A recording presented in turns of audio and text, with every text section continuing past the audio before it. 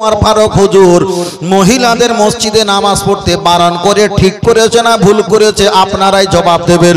আল্লাহ নবীকে মারতে এসেছিল 69 থেকে 70 জন কাফের বেঈমান। আল্লাহ নবী সাহাবারা তাদেরকে পাকড়াও ফেলেছেন। জেলখানা শুরু হয়েছে পৃথিবীতে ওমর ফারুক হুজুরের জামানা থেকে। ওমর ফারুক হুজুর জেলখানা করেছে। আর নবীকে যারা 69-70 জন যারা মারতে এসেছিল প্রত্যেককে ওই ঘরের ভিতরে ঢুকিয়ে বন্দি করে দিয়েছে। অনেক দিন কিছুদিন চলে গেল। নবী তো রহমতের নবী, দয়ার নবী, মায়ার নবী, ঘুম আসে না, টেনশন, আহা এরা কি খাবে কি দাবে। তাই এক সময় আবু বকরের কাছে গিয়ে বললেন, আবু বকর আমায় যারা মারতে এসেছিল এদেরকে আমি ছেড়ে দেবো না এদেরকে মেরে দেবো। আবু বকর তো নরম গোছের মানুষ, উনি বললেন হুজুর আপনি যদি এদেরকে মেরে দাও আমাদের কলেমা পড়নেওয়ালা ব্যক্তি কমে যাবে, প্রজন্মিত বাচ্চা আর হয়তো পাবো না। হুজুর আপনি এদেরকে রাতের অন্ধকারে কিছু মুক্তিপণ টাকা নিয়ে এদেরকে ছেড়ে দাও। আল্লাহ নবী ওমরের কাছে চলে আসলেন। ওমর তোমার কাছে আমি একটা সাজেশন নিতে চাই, সেটা আমি নিতে পারি নাও নিতে পারি, মানতে পারি নাও মানতে পারি, কিন্তু তোমার বুদ্ধিমত্তার কিছু পরিচয় আমি নিতে চাই। ওমর ফারুক বললেন হুজুর এদের ছেড়ে দিলে হবে না। আপনার জামাই যদি ধরা পড়ে আপনি নিজে হাতে কতল করেন, আমার ছেলে যদি ধরা পড়ে আমি নিজে হাতে কতল করব। টোটাল পৃথিবী প্রমাণ হয়ে যাবে মুহাম্মদ সাল্লাল্লাহু আলাইহি ওয়াসাল্লামের গায়ে হাত দিলে নিজের শ্বশুরও ছাড়বে না, নিজের বাপও ছাড়বে না। তাহলে পৃথিবীতে আর আমাদের ক্ষতি করার মতো কেউ আগে আর কদম তুলবে না। জোরে বলেন সুবহানাল্লাহ। এবার বলেন আল্লাহ নবী তো দুইজনা দুটো বক্তব্য শুনেছেন, যেহেতু দয়ার নবী হলো রহমতের নবী, নবী এবার কোনটা চয়েস করতে পারে?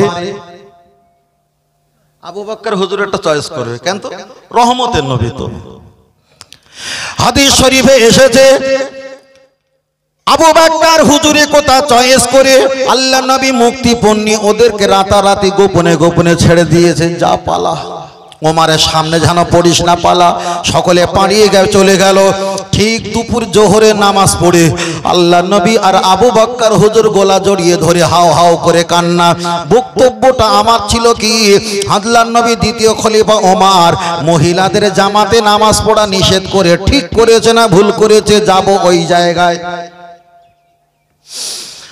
আবু বকর হুজুর দয়ার নবী দুইজনা গলা জড়িয়ে ধরে কাঁদেন। চড়বে তা পড়বে হযরত ওমর ফারুকের হুজুরের সামনে পড়েছেন। আল্লাহ নবীকে জিজ্ঞাসা করলেন কাইফা হালুকা, ও নবী আপনি কেন কাঁদেন? আমি বেঁচে থাকা অবস্থায় আমার কাছে খুলে বলেন। আল্লাহ নবী বললেন ওমর তুমি একটা মত দিয়েছিলেন। ওমর দেখ আবু বকর একটা মত পেশ করেছিল, তোমার মতটা আমি প্রাধান্য না দিয়ে আমি আবু বকরের মতটা প্রাধান্য দিয়েছিলাম। আমি যখন ওদেরকে মুক্তিপণ নিয়ে ছেড়ে দিয়েছি, আল্লাহ এখনই আমাকে হুমকি দিয়ে বলেছে মুহাম্মদ সাল্লাল্লাহু আলাইহি ওয়াসাল্লাম তুমি আবু বকরের নিয়মটা মেনে মুক্তিপণ নিয়ে যখন ছেড়ে দিয়েছো, ওমরের কথা তুমি নিলে না। তোমার সাহাবা তোমার সঙ্গের সাথী 69-70 জন যদি ওহদের ময়দানে আমি একা পেয়েছি, আমি আল্লাহ ওদের হাতে শহীদ করাবো। আমরা ওয়াজনসিয়া শুনেছি ওহদের ময়দানে 69-70 জন সাহাবা প্রাণ হারিয়েছে, জাহান হারিয়েছে, শহীদ হয়েছে। সারাটা জীবন শুনেছি, কিন্তু শহীদ হওয়ার পিছনে আল্লাহর নবী যদি ওমরের কথা নিতেন আল্লাহ মারতেন না। ওমরকে বর্জন করার কারণে আল্লাহ প্রতিশোধটা নেওয়ার জন্য 69-70 জন সাহাবাকে ওখানে শহীদ করেছে। তাহলে যে আল্লাহ আমার রসুলের মহব্বত করে, আমার রসুলের পরে ওমরের সিদ্ধান্ত আমার আল্লাহ মেনে নেয়, ওই ওমর মহিলাদের জামাতে নামাজ পড়া মানসুব রহিত বন্ধ করে দেওয়ার কারণে ঠিক করেছে না ভুল করেছে? আর একটা বলে ক্লিয়ার করে দেই, বললি এখন প্রায় 23 খানা হাদিস পড়তে হবে। কতখানা? 23 খানা। কি নিয়ে এসছো বাবু? মাশাআল্লাহ, আল্লাহ আল্লাহ।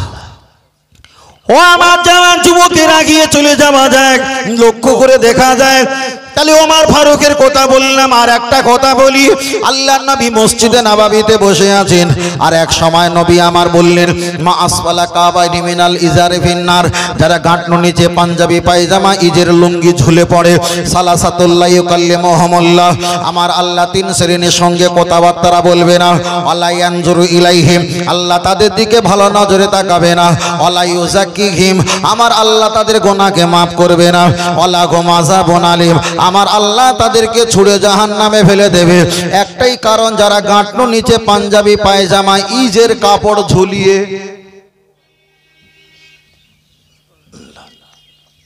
চলেন আমি আপনাকে বোঝাতে চেয়েছি, একটা আগিয়ে চলে যাওয়া যাক।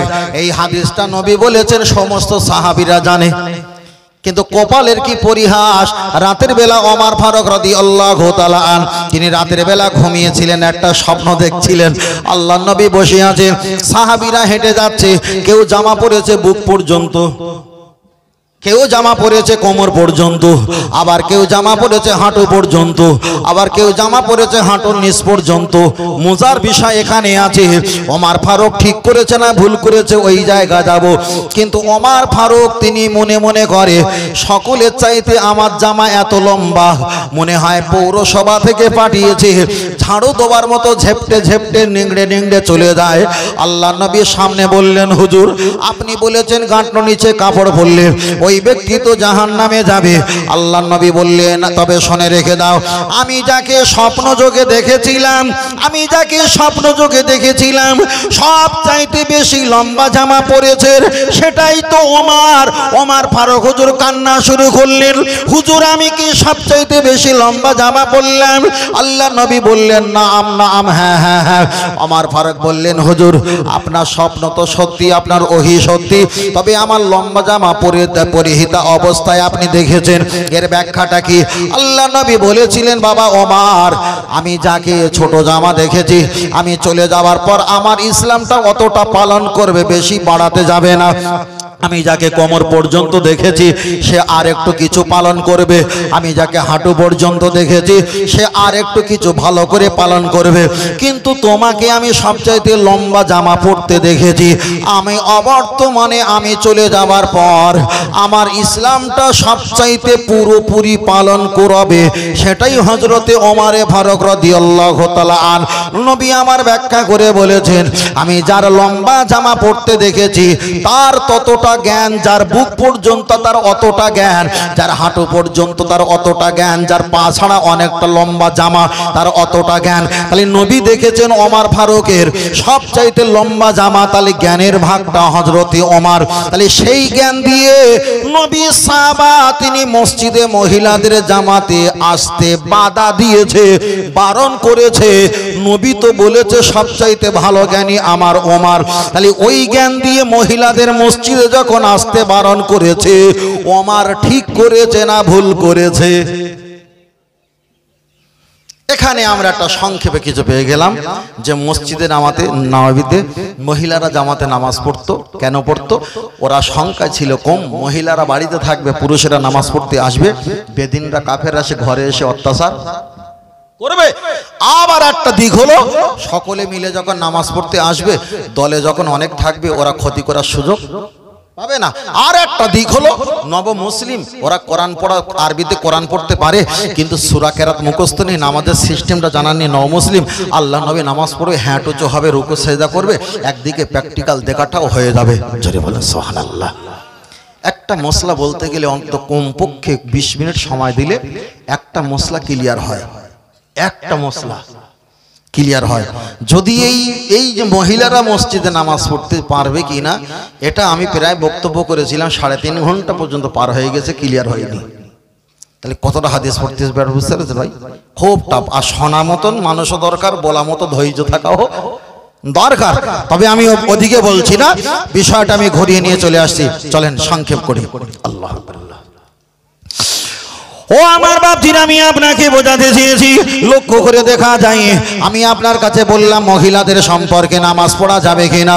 তাহলে আমাদের এলাকায় কোনো হাফেজ সাহেব যদি 3-4 হাজার টাকা লোভে পড়ে, আশায় পড়ে যদি মায়েদের চাচিদের যদি নামাজ পড়ায়, এটাকে মেনে নেওয়া যাবে? যাবে না। চলেন আমি আপনার কাছে বোঝাতে চেয়েছি, মায়েদের বলবো মা তোমরা স্বামীদের কাছে নামাজ পড়া শেখো। স্বামী যদি না পারে স্বামীকে বলো ইমাম সাহেবের কাছে কিছু জানতে বুঝতে কমেন্ট করবে আর ইমাম সাহেবের কাছ থেকে জেনে নেবে। তোমরা সহজে বাড়ি যারা জানে তাদের কাছ থেকে নামাজের সংক্রান্ত জেনে নেবে। আবার আমাদের সমাজে এমন বিধি ব্যায়াম আছে, একটা ভাবি কোরআন পড়তে পারে আর একটা চাচিমা কোরআন পড়তে পারে না। একটা মাস ধরে কোরআন পড়া ভাবির কাছে শিখবে, একটা মাস কোরআন পড়া যখন শেষ হয়ে যাবে ঈদের আগে জামা কাপড় শাড়ি চুড়ি দিয়ে বিদায় করবে, বু আমি তোমার কাছে কোরআন পড়া শিখেছি। ও বাপজির আমি আপনাকে বোঝাতে চেয়েছি, পৃথিবীর জমিনে যত বই পুস্তক আছে, তাম পৃথিবীতে যত বই পুস্তক আছে সব বই পুস্তক যদি একটা জায়গায় রাখা হয়, আল্লাহর কোরআন যদি একটা জায়গায় রাখা হয়, আমার আল্লাহ তো নিজে বলেছে ইন্না নাহনু নাযালনা যিকরা ওয়া ইন্না লাহু লাহাফিজুন। আমি আল্লাহ কোরআন পৃথিবীতে পাঠিয়েছি আর কোরআন মাজিদ হেফাজতের দায়িত্ব আমার আল্লাহ কুদরতি হাতে নিজেই দায়িত্ব নিয়েছে। জোরে জোরে বলেন সুবহানাল্লাহ।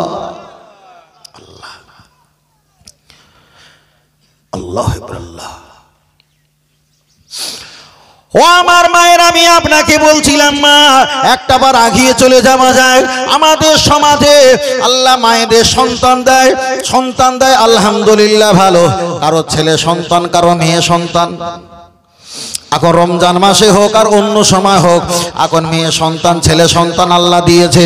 মেয়ে সন্তান প্রসাব করেছে, ছেলে সন্তান প্রসাব করেছে। এখন দুইজন আর প্রসাব কতবার ধইলে পবিত্র হবে? আপনারা বলবেন হুজুর মেয়ে ছেলে সন্তানে প্রসাব 3 বার ধৌত করব, মহিলার মেয়ে সন্তান ওনার প্রসাবটা 3 বার ধৌত করব না। মহিলার প্রসাব যদি লাগে ওটা খমসা 5 বার ধৌত করতে হবে, আর যদি পুরুষ সন্তানে প্রসাব লাগে ওটা 3 বার ধৌত করতে হবে। তার রহস্য হলো একটা, জান্নাতের ভিতরে নবী আদম মা হাওয়া আলাইহিস সালাম ছিল। ইবলিস ছলে বলে কলে কৌশলে মা হাওয়া আলাইহিস সালামকে একবার খাবিয়েছে টক, একবার খাবিয়েছে তিতা, একবার খাবিয়েছে একটু নন্তা, এমন করে 5 বার খেয়েছে। ওই জন্য ওদের কাফন তো বহায় 5টা, ওদের নাপাকের পরিমাণটা বেশি। নবী আদম আলাইহিস সালামকে ছলে বলে কলে কৌশলে খাবিয়েছে 3 বার। ওই জন্য পুরুষদের কাফন তো বহায় 3 বার, মায়েদের কাফন তো বহায় 5টা। তাহলে পুরুষদের কাফন হয় 3টা, মায়েদের হয় 5টা। পুরুষদের কবর খুলতে গেলে কোমর পর্যন্ত খুললে হয়ে যায়, নারীদের কবরগুলো গর্ত খুলতে গেলে বুক পর্যন্ত খুলতে হয়। তাহলে প্রসাব লাগলে 5 বার ধুইতে হয়, কাপন হলে 5টা কাপন দিতে হয়, কবর খুলতে গেলে বুক পর্যন্ত খুলতে হয়। আর একটা কথা বলি হয়তো খারাপ মনে করবেন, আমাকে ক্ষমা করবেন, ভাষাটা একেবারে খারাপ নয়। জান্নাত থেকে নবী আদম মা হাওয়া আলাইহিস সালাম যখন জান্নাত থেকে বার হচ্ছিল, মা হাওয়া আলাইহিস সালাম আমাদের মা, জান্নাতের একটা গাছ ছিল গেটের কাছে, একটা হাত দিয়ে ডগাটা পাতা ছিঁড়ে টাস্ট করে আর সঙ্গে সঙ্গে ঝরঝর করে সাদা আটা পড়া শুরু হয়েছে। আমার আল্লাহ বললেন নবী আদম তোমার স্ত্রী বিনা কারণে জান্নাতের একটা ডগা ছিঁড়ে আটা ঝরিয়েছে, তবে আমি আল্লাহ এত রাগা রেগে গেছি, এখনই আমি গজব দিতাম কিন্তু দিলাম না। বিনা কারণে গাছের আটা যেমন ঝরিয়েছে আমি আল্লাহ ওয়াদা করলাম প্রতি মাসে মাসে ওদেরকেও বিনা কারণে আমি রক্ত ঝরাবো। আর বেশি যাব না, এই পর্যন্ত থাক। ও আমার জওয়ান যুবকেরা আমি আপনাকে বলছি, লক্ষ্য করে দেখা যায় তাহলে মায়েরা যখন রমজান মাসে রোজা রাখে আর হঠাৎ করে ইফতারে 3 মিনিট 5 মিনিট 7 মিনিট বাকি আছে, টয়লেট পায়খানা থেকে ঘুরে এসে স্বামীকে বলো আমার রোজাটা গেছে। বাটা বুঝতে পারছেন তো? মনটা খারাপ লাগে ভাই। হয়তো আমি দেখা যায় অনেকটা ঘন্টা ছিলাম সারাদিন, 5 মিনিট 10 মিনিট আগে একটু টয়লেটে প্রসাব পায়খানা গেলাম, আমার কিন্তু রীতিবতী দেখা দিয়েছে, কিছু করার নেই, এটাই তো আল্লাহ পাকের হুকুমের সিস্টেম। তবে মা বলবো আপনি রোজা রাখেন আর নাই রাখেন কোনো ব্যাপার নয়, ওখানে তো রোজা রাখলে আর রোজা হবে না। আপনি মনে করবেন আর 5টা মিনিট 10টা মিনিট কিছু না খেয়ে থাকবো, এটা তাকওয়া, এটা আল্লাহ আপনার প্রতি খুশি হবে, রাজি হবে, যদি সম্মান দিয়েছে, ইজ্জত দিয়েছে, কিন্তু রোজা তো হবে না, রোজা হবে না কেন? ওটাই তো আমার আল্লাহ পাকের প্রদত্ত বা ক্ষমতা, ওটাই আমার আল্লাহর হুকুম। তাহলে বান্দাকে হিসাব রাখতে হবে, আল্লাহ যাতে রাজি আমরাও তাতে রাজি। জোরে জোরে বলেন সুবহানাল্লাহ। আর একটু জোরে হবে না? পিছনে যারা আছে ভাই বুঝতে পারছেন তো বাবু? পিছনে যারা আছেন ভাই বুঝতে পারছে শোনা ভাই? আলহামদুলিল্লাহ, আল্লাহ আমাদেরকে কবুল করেন, বলুন আমিন। আর একটু জোরে বলেন আল্লাহুম্মা আমিন। আল্লাহ আল্লাহ আল্লাহ। এইভাবে যদি বক্তব্য করা হয়, আমরা বেশিরভাগই করে থাকি এইভাবে, যদি 2 ঘন্টা বক্তব্য করা হয়, 2 ঘন্টার ভিতরে অন্তত 30-40-50টা যদি মশলা আমরা জানতে পারি, অন্তত ওই হুজুরের শ্রোতা অন্তত 5 বার হলে বিরাট একটা জায়গা যাওয়া সম্ভব। কত বুঝতেছেন ভাই? যদি এইভাবে বলে থাকি, আপনি মুখস্থ হয়ে যাচ্ছে, শুনছেন, কেউ বললে আপনার সঙ্গে সঙ্গে মনে পড়বে যে এইটা আমি শুনেছিলাম, এইটা শুনেছিলাম। তাহলে যদি 2 ঘন্টা যদি 30টা পাওয়া যায়, পরের দিন কোনো জায়গায় জালসা যদি ফের আমার ভাইরা যদি শ্রোতা হিসেবে বসে, সেখানে 30টা ফের অন্য কোয়ালিটি পাবে। এরকম করে করে যদি কিছুটা মাস, কিছুটা বছর যদি যায়, তাহলে আমাদের আর কোনো জায়গায় বলতে হবে না যে আমি শুনে দেখি এটা কি হবে, তখন তো আপনি ডাইরেক্ট বলে দেবেন দাঁড়িয়ে। ওই জন্য আমাদেরকে একটু সাবাল্যক হতে হবে। সাবাল্যক মানে কি? একটু চোখ কান খোলা রাখতে হবে, বুঝিয়ে রাখলে আর হবে না। আল্লাহ আমাদেরকে সম্মতি দান করুন, বলুন আল্লাহুম্মা আমিন। এটা দরুদ শরীফ পড়ি, আল্লাহুম্মা। জোরে পড়ো বাবা।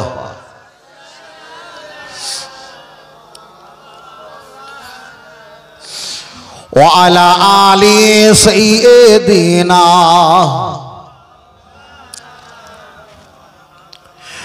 মা আমিনার ঘরে যাব, সেইখানে আখিরি নবীকে পাব। মনের কথা সব বলিব, সে যে মুহাম্মদ ইয়া রাসূলুল্লাহ। আল্লাহুম্মা সাল্লি আলা। পড়েন বাবা, জোরে পড়ো। মাশাআল্লাহ, সুন্দর হচ্ছে বাবা। ওয়ালা আলি সাইয়্যিদিনা।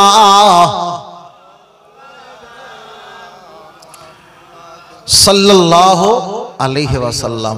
আমরা নবী পাকের নাম শুনে একটু আঙুলে চুম্বন দিয়ে চোখে মুখে বুলাই না। হয়তো এটা এখন করিনি, এটা আমাদের দুর্বলতা, কিন্তু আমরা চুম্বন খাওয়ার পক্ষে না বিপক্ষে? পক্ষে। এটা করিনি এখন, এটা আমাদের দুর্বলতা, আল্লাহ ক্ষমা করো, কিন্তু চুম্বন খাওয়ার পক্ষে। কে বলবে হুজুর আল্লাহ বড় না নবী বড়? জিজ্ঞেস করে যে আল্লাহ বড় না নবী বড়? তা আমরা সকলে জানি আল্লাহু আকবার, আল্লাহ সবসে জিয়াদা হয়, আল্লাহ সবসে বড় হয়, আল্লাহ বড়। তাহলে নবী যদি আল্লাহর পরে হয়, তাহলে নবী ছোট। তাহলে নবীর নাম শুনে একবার শুনে যদি 3 বার চুমু খেতে হয়, তাহলে আল্লাহ বড়। তাহলে আল্লাহর নাম একবার শুনলে 3 তিরিকে 9 বার চুমু খেতে হবে। যুক্তিটা ভালো না খারাপ? যুক্তি ভালো না? আল্লাহু আকবার, আল্লাহ। তাহলে আল্লাহর নাম শুনে আবার কি রাখো তুমি ভাই, জ্বালিও না, রাখো। তাহলে আল্লাহর নাম একবার শুনলে 3 তিরিকে 9 বার চুমু খেতে হবে। কেন? নবীর নামে একবার শুনে 3 বার খেয়েছো, আল্লাহ বড়। তাহলে 3 বার না খেলে আল্লাহ বিরাট রাগ রেখে যাবে। ভালো। বিয়ে যারা করেছেন, এর ভিতরে ছেলেরা যারা আছে উপরে বিয়ে শাদী করেছে, বিয়ে শাদী করেছে তো নাকি? করেছে, আলহামদুলিল্লাহ। ভালো করে শোনেন, বিয়ে করেছেন। এখন শালা বাবু স্ত্রীর যে ছোট ভাই থাকে তাকে কি বলি? আরে দাদু ভাই বলো না, শালা বলে। আর একটু বড় হলে সম্বন্ধী বলে নাকি, এরকম একটা আছে। তা যাই হোক, ছোট হলে শালা বাবু, বড় হলে সম্বন্ধী, একটা হয় ভাষা। এখন বিয়ে করেছেন, শ্বশুর বাড়ি যাবার পরে শালা বাবুকে পেয়েছেন, কোলে করে নিয়ে চুম্বন দিয়েছেন, 500 টাকা দিয়েছেন। পর্দার আড়ালে থেকে শাশুড়ি মা দেখেছেন, খুশি হবে না রেগে যাবে? খুশি হবে। কেন? আমার ছেলেকে আমার জামাই নিজের ভাই মনে করেছে, খুশি হবে। এখন বলেন আল্লাহ যদি বড় হয় 9টা চুমু খেতে হবে, নবী ছোট 3টে খেয়েছি বলে আল্লাহকে 9টা খেতে হবে। এবার শাশুড়ি বড় না শালা বড়? শাশুড়ি বড়। তাহলে শালা ছোট, তাহলে শালারে 500 টাকা দিয়ে একবার চুমু খেয়েছি। এবার শাশুড়ি দেখেছ তো, শাশুড়ি রাগ করবে। শাশুড়ি কটা খেতে হবে? ভাই কি বলে দেখো কথা। তাহলে সব জায়গায় কি যুক্তি চলে? যুক্তি চলে? চলে না। তাহলে শালা ছোট, শাশুড়ি বড়, শালাকে একবার চুম্বন খেলে শাশুড়ি তো 3 বার খেতে হবে। তাহলে আল্লাহ বড় বলে আল্লাহ নামে 3 তিরিকে চুমো খেতে হবে, এটা কোনো দলিল না। কিন্তু রসুল বলেছে মান আতানি, আমাকে ইত্তেবা করলে ফাকাদ আতাল্লাহ, আমার আল্লাহকে ইত্তেবা হয়ে যায়। বলো সুবহানাল্লাহ। আসলে এই কিছু বলার মতো পরিবেশ নেই, কারণ ভাই আগে কিছু বলেছে এই বিষয়টা। আমি আর মতানৈক্যর দিকে যাচ্ছি না, আমি স্বাভাবিক কিছু কথা মশলা আপনাদের কাছে উপস্থাপন করছি। আগে যাই, চলেন আমি আপনাকে বোঝাতে চেয়েছি, লক্ষ্য করে দেখা যায় তাহলে প্রমাণ হয়ে গেল মহিলাদের মসজিদে জামাতে নামাজ পড়া যাবে না। হাদিসে আছে, আবার হাদিস থেকে আপনাকে দলিল দিলাম। আল্লাহর নবী সাহাবা ওমর শেষবারের মতো বলেছেন সল্লু ফি বুয়ুতুকুম, সল্লু ফি বুয়ুতুকুম। সল্লু মানে নামাজ, বুয়ুতুকুম মানে ঘর, ফি মানে মধ্যে। সল্লু ফি বুয়ুতুকুম, আজ থেকে তোমরা ঘরের মধ্যে গিয়ে নামাজ পড়ো। আল্লাহর নবী বলেছেন আসহাবি কান নুজুম, আমার সাহাবারা নক্ষত্র তুল্য। ইক্তাদাহিতুম, তুমি যে কোনো সাহাবার নিয়মকে অনুসরণ করলে আল্লাহর নবী বলেছেন আনা আউয়ালু শাফিন, আমার প্রথম সুপারিশকারীটা তোমাদের উপরেই হয়ে যাবে। জোরে জোরে বলেন সুবহানাল্লাহ। চলেন আমি আপনাকে বলছি, আর বিষয় লম্বা নয়, খেয়াল করেন। একটাবার আমি আপনাকে বারবার করে বলছি, তার আগে একটা ছোট করে বলে দেই। আমাদের মায়েদের ব্যাপারে বলি, মায়েরা যখন আছে, মায়েদের বিষয়টা একটু বলি। ওরা অনেকে কনফিউজ, অনেকে মতানৈক্য, অনেকে সমস্যায় পড়ে।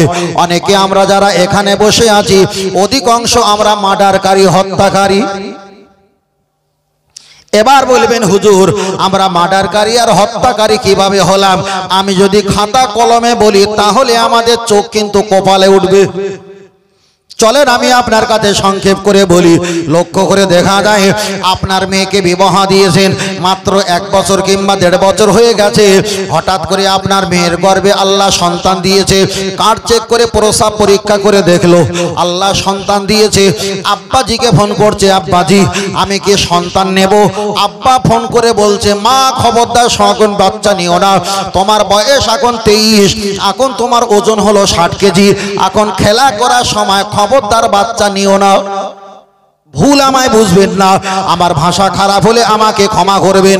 তাহলে এখন যদি খেলা করার সময় হয়, বাচ্চা নেবার যদি পরিবেশ না থাকে, এখন বাচ্চা যদি গর্ভে এসে গেছে 3 মাস, 3.5 মাস, অলরেডি 4 মাস হয়ে গেছে, এখন বাপ দেখলো আমার মেয়েটা সুখ শান্তি যাতে বেড়ে যায়, তার জন্য আপনাদের বড় মোড় কিংবা মার্কেট বাজার হসপিটালে 30,000 60,000 টাকা দিয়ে মেয়েটাকে ওটিজে ঢুকিয়ে দিল।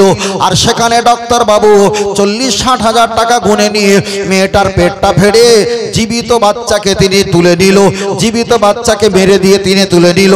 তাহলে একটা বেগুনা মাসুম বাচ্চা দুনিয়াতে কারোর ক্ষতি করেনি, কারোর কখনো লাভও করেনি। আল্লাহর কোরআন জানিয়ে দিয়েছে আমান আহিয়াহা ফাকান্নামা আহিয়ান নাসা জামিয়া।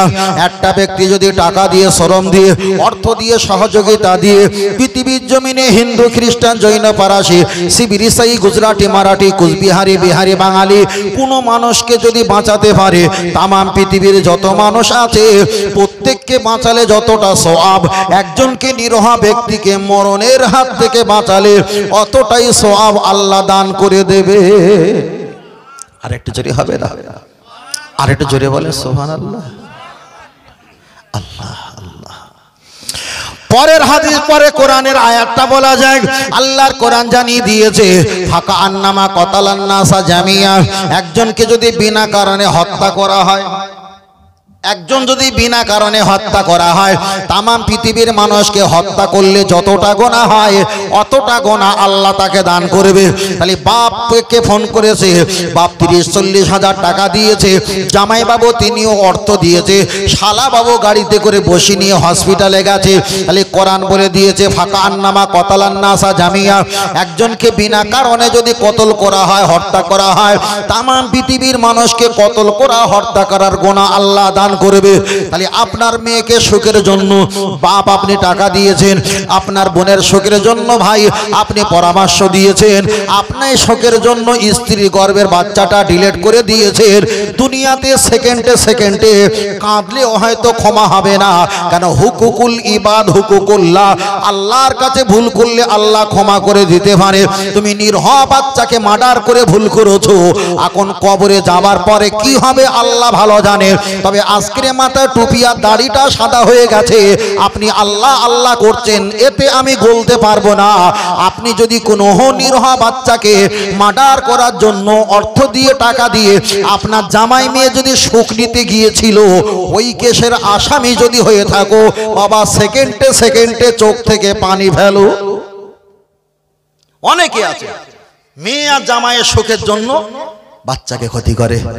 এবার বলেছি যখন তো একটুখানি বলে নেই, একটু লজ্জা লাগে, লাগুক, তাই না? যদি বাচ্চা নেওয়ার ইচ্ছা না থাকে, পৃথিবীতে যত সিস্টেম আছে সব সিস্টেম হারাম। কথা বুঝতে পেরেছেন? চায়ের কাপে চা না ঢেলে নিচে ফেললে সেটাও হারাম, চায়েতে ফেলে সেটাও ফেলে দিলে হারাম। এক কথায় কোনো প্যাকেট হোক, জাত হোক, যা করবে হারাম। তবে কাভি কখনো কখনো কিছু কিছু মুফাসসিরা বলেছে আজাল করনা বেহতার হ্যায়, জিসকা মতলব জায়গা মতো না ফেলে সাইডে ফেলে দেওয়াটা। তবে সেটা স্ত্রীর অনুমোদিত ছাড়া যদি কেউ হস্তমতন করে, এটাও হক আদায় করা হয়নি, না হক করা হয়েছে, এটাও কৈফিয়ত দিতে হবে। যদি খুঁটিনাটি মশলা বলা হয় মাথা বিগড়ে যাবে। আর আমরা মনে করছি হামসে বড় কই নেই, আমার মতন বড় আর কেউ নেই। কি সর্বনাশ হচ্ছে ভাই, চলে না গিয়ে যাই। ও আমার সোনা মানিকের, আমি লম্বা করব না, চলেন আমি আপনাকে বোঝাতে চেয়েছি, আপনার কাছে বলছি বাবাজি, আমার দাদু ভাই, আমরা আমাদের কাছে শবে বেড়াত আসছি, শবে বেড়াতে আমরা হালুয়া রুটি খাবো না? হালুয়া রুটি খাওয়া যাবে কিনা? আমি আপনাকে বলছি হালুয়া রুটি খাবেন, সমস্যা আছে কি? আমি আপনার কাছে একটাই কথা বলছি, হালুয়া রুটি খাবার কোনো সমস্যা নেই। কেন? আল্লাহ নবী কটা জিনিস পছন্দ করতেন। আল্লাহ নবী দুধ পছন্দ করতেন, মধু খাওয়া পছন্দ করতেন, কালো জিরা খাওয়া পছন্দ করতেন, নবী দেখা যায় রুটি খাওয়া পছন্দ করতেন। আল্লাহ নবী লাউ কিংবা কদু খাওয়া পছন্দ করতেন। আল্লাহ নবী তিনিও জবের আটা হালুয়া করে তিনিও খেতেন। তাহলে নবী যখন হালুয়া খেতেন, লাউ খেতেন, কদু খেতেন, নবী যখন দুধ খেতেন, নবী যখন রুটি খেতেন, এগুলো হলো নবীর প্রিয় খাবার। আর কেউ যদি বলে হালুয়া খাওয়া হারাম, তাহলে নবীর খাওয়াটাকে যদি হারাম বলা হয়, তাহলে তো তার অবস্থা খারাপ না ভালো? এবার আমি আপনাকে বলছি, এবার বলবেন হুজুর হালুয়া কি শবে বেরাতের দিন খেতে হবে? তাই যদি আপনাকে জবাব দিতে হয়, তাহলে আমার একটা জবাব দিতে হবে, বিয়ে করার সময় কি ট্যাক্সিতে করে বিয়ে করা জায়েজ? কেউ বলবে হুজুর বিয়ে করব, আরে বিয়ে করবে হেঁটে যাও, ছুটে যাও, উড়ে যাও, দূর হয়ে যাও, যায় আসে না। কিন্তু বিয়ে করার সময় 4 চাকা, 6 চাকা, 3 চাকা, 2 চাকা গাড়িতে করে বিয়ে করতে হবে, কোন হাদিসে আছে? যদি বলো না হুজুর ওটাই তো জীবনের প্রথম আনন্দ, তা শবে বেরাতে গোশ মাছ হালুয়া রুটি একটু ভালো করে খাওয়া, এটাও তো ইমানদারদের জন্য বড় ইবাদতের প্রথম রাত আনন্দ। জোরে বলেন। যদি বলেন হুজুর আমারটা এটা আমার আনন্দ হয়, এবার আমি আপনার কাছে বলছি, আপনি হালুয়া রুটি করতে পারেন, কিমা চটপটি ঘুগনি করতে পারেন, গোস্ত রান্না করতে পারেন, শিরনি ফিরনি, কিংবা আপনি দেখা যায় মাইলো ভুট্টা জবাটা আমি রান্না করতে পারেন। কিন্তু বিষয়টা খেয়াল রাখতে হবে, চাচিমা রোজা রেখেছে, সন্ধ্যা পর্যন্ত রান্না করেছে, আবার রাত 10টার পরে এসে আমার চাচাজি যদি বলে একটু গরম করে দাও, চাচিমা রোজা রেখেছে সারাদিন, নামাজ পড়ার সুযোগ তাকে করে দিতে হবে। শুধু খাবার ধান্দায় বসে থাকলে হবে না। তাহলে হালুয়া রুটি করবে, কোনো সমস্যা নেই, কোনো সমস্যা নেই। কেউ যদি বলে হালুয়া রুটি খাওয়া যাবে না, ওর স্ত্রী কুড়ে রাত্রেবেলা বাড়ি গিয়ে জলসা করে ওয়াজ করে হয়তো নিজে ভাত বেড়ে খায়, ভাত কুলে খায়, ওই জন্য বলতে খাওয়া যাবে না। কতটা খাবে, কোনো সমস্যা নেই, কোনো সমস্যা নেই, কোনো সমস্যা নেই। আমি তো আপনার কাছে চাইলে ওই মোবাইল রয়েছে, চাইলে আমি হাদিসের রেফারেন্সে বলতে পারতাম, বুঝলেন না? ফের বলছি, আম্মা জান আয়েশা সিদ্দিকা রাদিয়াল্লাহু তাআলা আনহা থেকে বর্ণিত, আম্মা জান আয়েশা সিদ্দিকা বললেন, হাদিসটা ইবনে মাজাহ শরীফে, আজকে মানে মোবাইল থেকে ফটো তুলেছিলাম, হাদিসের কিতাবটা ইবনে মাজাহ শরীফে এসেছে, আল্লাহ নবী হালুয়া খেতে পছন্দ করতেন, রুটি খেতে পছন্দ করতেন। তবে এই কথা শুনে অনেক ছেলেরা রুটি খাবেন না। কোন রুটি খাবেন না? আল্লাহ নবী গম, মাইলো, ভুট্টা, জব আটা জাঁতায় ফেলে পেশাই করে খেতেন। আর আমরা যে দোকানের আটাগুলো খাই, এতে আটা আছে 1 কেজি, আর 300 গ্রাম 400 গ্রাম ওটে ধোয়া আছে পাউডার। কথা বুঝতে পেরেছেন? পাউডার, যার কারণে রংটা হোয়াইট পপুলার লাগে, আমরা খাই, কোলেস্ট্রল বেড়ে যায়, রক্তনালী শিরা সরু হয়ে যায়, রক্তগুলো গাঢ় হয়ে যায়, ওই জন্য সব আমরা তাড়াতাড়ি মারা যাচ্ছি। রসুল আটা খেতেন, রুটি খেতেন, অবশ্যই ভালো, তবে আমরা যে আটা রুটি খাই এতে পাউডার মেশানো। তাই বাড়ি যদি গম থাকে গমটা পুরো নিয়ে আপনি রুটি বানাবেন, কোনো সমস্যা নেই, কিন্তু দোকান থেকে কিনে এনে যদি খাও তাহলে কিন্তু আজরাইল মাঝে মাঝে ফোন করবে, ঠিক করে আছিস তো নাকি যাবো। কথা বুঝতে পেরেছেন? ঠিক আছিস তো না যাবো। আল্লাহ আল্লাহ আল্লাহ।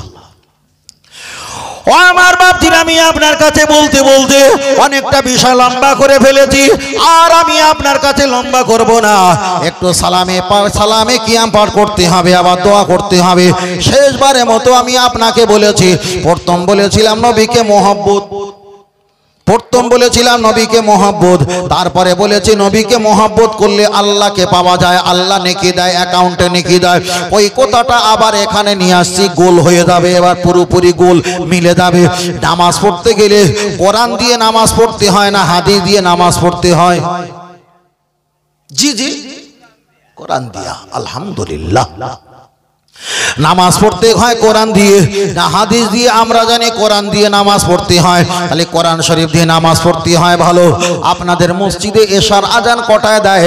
7:15 কিংবা 7:30 কিংবা 6:45 আজান দেয়। আজান দেয় কিসের জন্য? মায়েদের মাথায় কাপড় না থাকলে ওরা কাপড়টা তুলে দেয়, তার জন্য আজান দেওয়া হয় না। খানা পিনা খাবার জন্য আজান দেওয়া হয় না।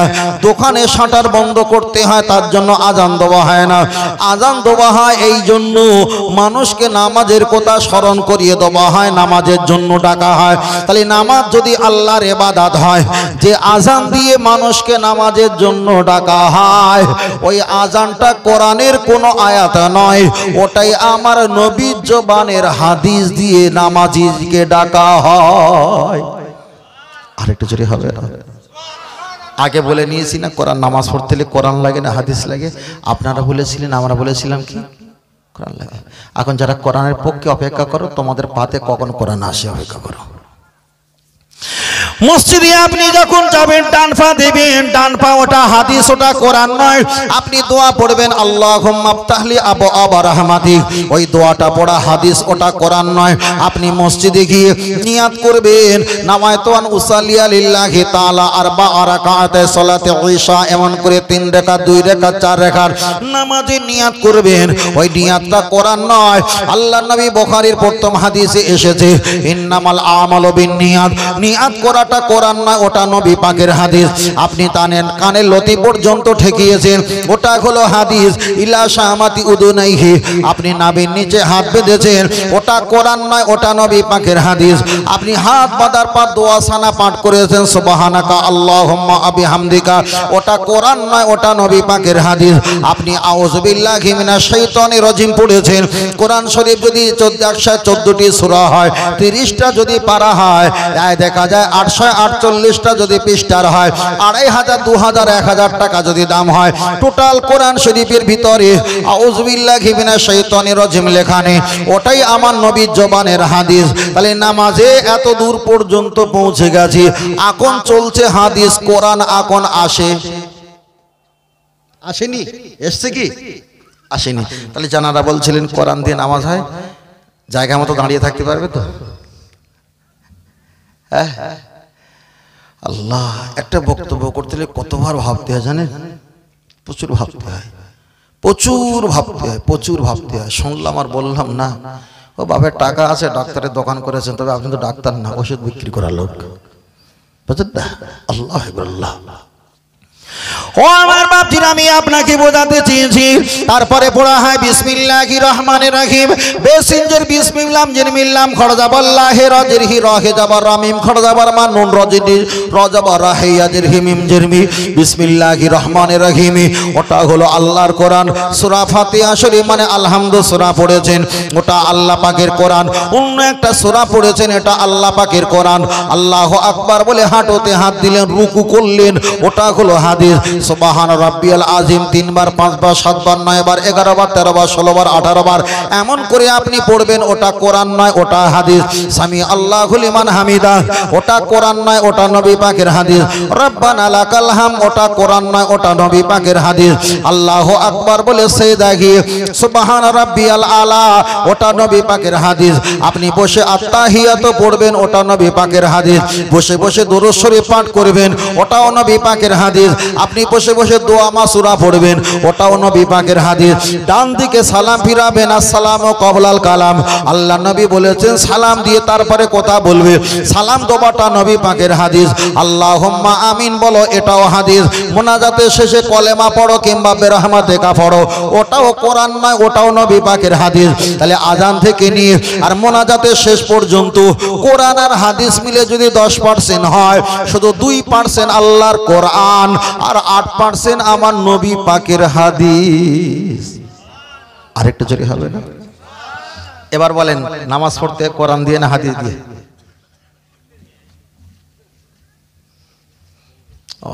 আমি বেশি চাপাচাপি করিনি, খুব হালকা করে বলে যাচ্ছি, বুঝলেন না? দুটোই লাগবে। তাহলে হাদিসের সংখ্যা বেশি না কোরআনের সংখ্যা বেশি? দুটোই লাগবে। তো আপনি জানেন না, নবীকে আল্লাহকে মানলে নবী মানা নয়, নবীকে মানলে আল্লাহ মানা হয়। তাহলে আল্লাহর প্রশংসা এতদিন করেছে যে নামাজ কোরআন ছাড়া হয় না, আল্লাহরে ভালোবাসতে গেছো। ওই আল্লাহ তো দেখিয়ে দিল, নামাজে আমি 2%, আমার বন্ধু 8%। এবার কি হয়েছে? এতদিন ভালোবেসেছে আল্লাহকে, আল্লাহ নিয়েছে ভালোবাসা, নিয়েছে। আল্লাহ আল্লাহ জি,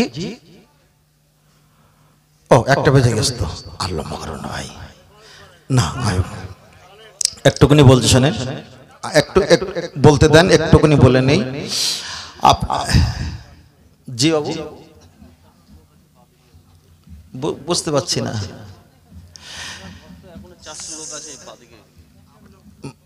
মায়েদের কথা বলছে তো, একটুকুনি বলছে, আমি বলে নেই। এখন একটু ছোট করে বলি, ছোট করে একটু শুনে বলছি আপনার কাছে, ভালো করে বুঝবেন। আমার কষ্টের কথা আপনাদেরকে বলেছিলাম না? আপনাদের হয়তো বকিদার বাড়ি যেতে গেলে কটা বাজবে? দুটো যদি নামি, সাপোজ দুটো, 3, 4, 5, 6, 7, 8, 9, সকাল 9টা থেকে 10টা বাজবে। তাতে একটু আছে, প্রস্রাব আছে, পায়খানা আছে, তেল নামা আছে, চা পানি আছে। তাহলে 9টা 10টা যদি বাঁচে, আমি বার হয়েছিলাম কটায়? বেলা 1:22-এ, 1:22-এ দুটো ধরলাম। তাহলে বেলা 2টোয় বার হয়েছি, যাও কটায়? সকাল 9টা 10টা। এতে একদিনে জলসা না, দূরের জলসা নেইনি। কেন জানেন? আমি এই রাত্রে আমার এলাকায় 2-3টে করে জলসা করতে পারতাম। খরচাও কম, কষ্টও কম, মাল আসতো বেশি। সাপোজ কথা বুঝলেন না? আরে এ সহজ ব্যাপার, তো সহজ ব্যাপার। তাহলে এত কষ্ট করে আসার কারণে আপনারা আমাকে অযথা 2 ঘন্টা বসে রেখেছেন। কালেকশন যদি করবেন কি না করবেন যদি আমাকে বলতেন, আমি ভালো করে কালেকশন করার চেষ্টা করতাম, আর আরো সুন্দর করে ভালো করার চেষ্টা করতাম। তার কারণ আমার কোনো এনার্জি নেই, কিছু মনে করবেন না, কোনো এনার্জি নেই। একটা ওই তেলাপাকা মতো গাড়িতে ঘন্টা 6 ঘন্টা 7 ঘন্টা বসে থাকি, এমনি অবস্থা খারাপ। আপনাদের ভালোবাসা বিরাট উচ্চ স্থানে, কিন্তু ভালোবাসা ভালো, খুব ভালো। শীতের সময় পাকার হাওয়া খাওয়াবে, এ ভালোবাসা ভালো না, বরং বাঁশ দেওয়ার জায়গা। কথা বুঝতে পেরেছেন? আপনি কষ্ট করে এসছেন আমাকে ভালোবাসলে, আমি মাইকে বলতে লজ্জা পাচ্ছি ভাই, লজ্জা পাচ্ছি। না আছে কোনো খাওয়া, না আছে কোনো দাওয়া, না আছে কোনো পরিস্থিতি, কিচ্ছু নেই। যা খেয়েছি এসেছিলাম সেই খাওয়া। কথা বুঝতে পেরেছেন? আর তাতে বলছেন হুজুর আপনি চালিয়ে যান, সম্ভব না। কিছু মনে করবেন না, ভালো যদি না লাগে গালাগালি দেবেন, তবে হাসরের মাঠে বুঝে নেব। যদি ভালো লাগে আমার জন্য দোয়া করবেন। আমি চুল পরিমাণ আপনাদের প্রতি ইনসাফ করিনি, টাইম ছাড়া 20 মিনিট আগে চলে এসেছিলাম। আমার খেয়াল থাকে, ক্ষমা করবেন, ভালো থাকবেন, সুস্থ থাকবেন। মায়েদেরকে বলছি, মা আমি সন্তানের মতো, ভাইদের মতো, আমাকে দোয়া করবেন, ক্ষমা করবেন। আমাদের যদি বাঁচিয়ে রাখেন আগামী দিনে ফল বেশি পাবেন। যদি আমাদেরকে মেরে দেন, যখন শোনো মুর্শিদাবাদ, তখন আর ফল দিতে আসবো না, তখন হলো যাওয়া সম্ভব না। কথা বুঝতে পেরেছেন? বাঁচিয়ে রাখেন। যারা হক, যারা আলেম, যারা পরিচিত আলেম, কোরআন হাদিসের আলেম, তাদেরকে চেনার চেষ্টা করেন, তাদের কাছ থেকে কিছু নেবার চেষ্টা করেন। মাঝখানে ঘা দিয়ে আর এখন বলছে একটু কাদার তলায় শোল মাছ ঢুকেছে, ভালো করে ধরো, কে তোর কাদায় যাবে?